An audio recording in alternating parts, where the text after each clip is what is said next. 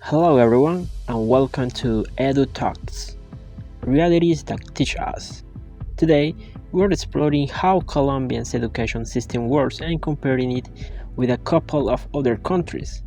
We will also share some of our own experiences, the good, the stressful, and the surprisingly funny.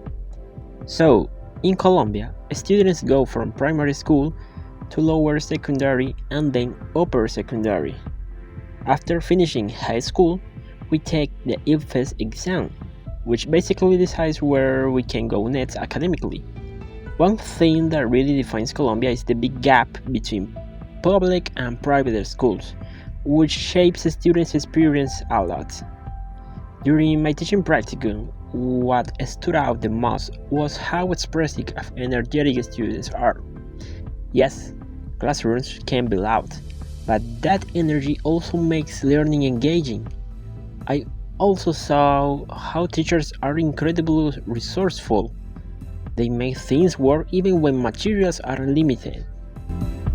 Now let's compare Colombia with Finland and the United States. Two systems that are pretty different from ours and from each other. In Finland, the system is very flexible and student-centered. There's less pressure, fewer exams, and teachers have a lot of autonomy. The whole environment feels calm and focused on well-being. Now, in the United States, schools rely heavily on technology and standardized testing. The curriculum varies by state, and there's a huge emphasis on accountability and performance. It's fast-paced, let's say, and diverse.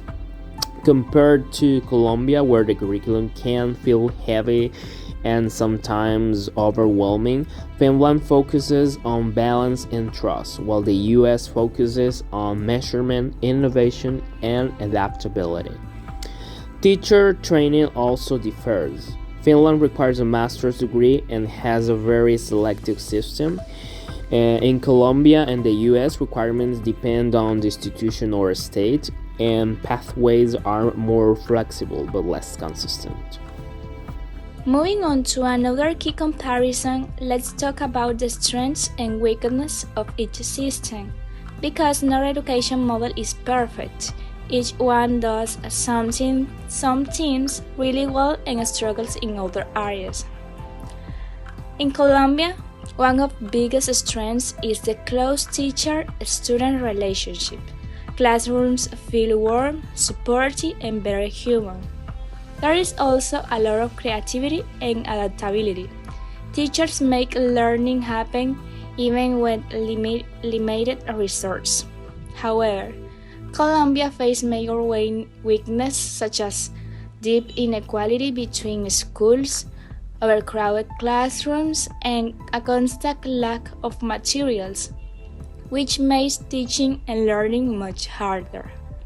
In Finland, stands out for its highly trained teachers, strong educational quality, and a low-stress environment where students can learn at their own pace. On the downside, some critics argue that the low level of academic pressure might limit students' competitiveness later in life, especially when entering global or high-demand fields. And the United States offers great access to technology and a wide variety of programs and electives that allow students to explore many interests. But its biggest weakness is the strong inequality because the relation between the school districts, which leads to very different learning experience, and of course, there is a well-known issue of excessive standardized testing, which can create stress and limit creativity. Culture plays a huge role in shaping how students learn. In Colombia, schools feel very social. Students talk, interact, and build relationships constantly. In Finland, independence and calmness are part of the educational philosophy. In the US, Cultural diversity creates classrooms with multiple perspectives, language, and learning styles. Each system also has unique traditions. Finland's long resources, Colombia's celebratory school culture, and the US school spirit days and events. Technology looks different in every country. In the US, laptops and tablets are practically part of the uniform.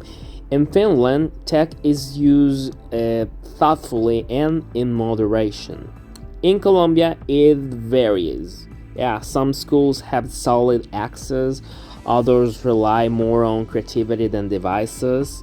And during my practicum, I saw teachers using videos, simple games, and collaborative activities to make learning engaging, even with basic tools. Innovation doesn't always need specs equipment. And speaking of how these systems work beyond their strengths, it's also important to look at the challenges they face and the opportunities they offer. Colombia struggles with inequality and overcrowded classrooms. The United States deals with heavy testing pressure and funding difference between districts. Finland faces issues with student motivation, especially in the later grades, where independence can become a challenge. But at the same time, all the three countries have opportunities for improvement, better teacher support, greater access to technology, and exchange effective practice across countries could strengthen any of these systems. For Colombia, I would recommend investing more in school infrastructure, reducing class sizes, and strengthening teacher training programs. Finland reminds us how important well-being and professional autonomy are. The US shows how technology and diverse programs can open new possibilities for students. If Colombia combined the best parts of each model, we could create a more balanced and inclusive system. Alright, we explored three different education systems today. No plane tickets needed. Each one has its own personality and its own way of preparing students for the world. Exactly, none of them are perfect. Some are a bit too standardized, some are very relaxed, and some just need a bigger budget. But every system has something valuable to offer. If we mix Finland's calm, the US innovation, and Colombia's creativity, we might actually create the perfect school.